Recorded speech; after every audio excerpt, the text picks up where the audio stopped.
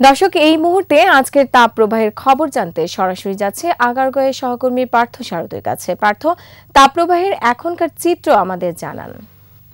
ওয়ালটন এসিতে ইনস্টলেশন একদম ফ্রি।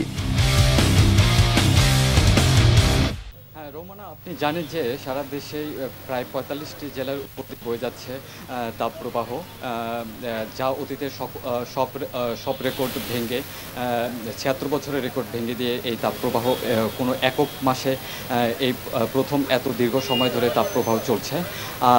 রাজধানী তো সকাল থেকে যত বেলা গড়াচ্ছিল ততই রোদের তাপ বাড়ছিল এবং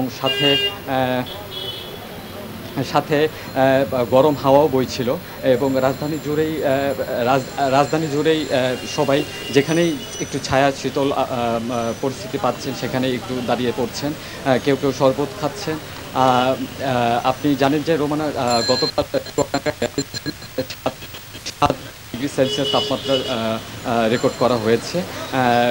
আর এদিকে আমি স্কুল, কলেজ, শিক্ষা প্রতিষ্ঠানগুলো খোলার বিষয়ে অভিভাবক, শিক্ষার্থী এবং সাধারণ মানুষের সাথে কথা বলে দেখছি। তারা আমাকে মিশ্র প্রতিক্রিয়া জানিয়েছেন।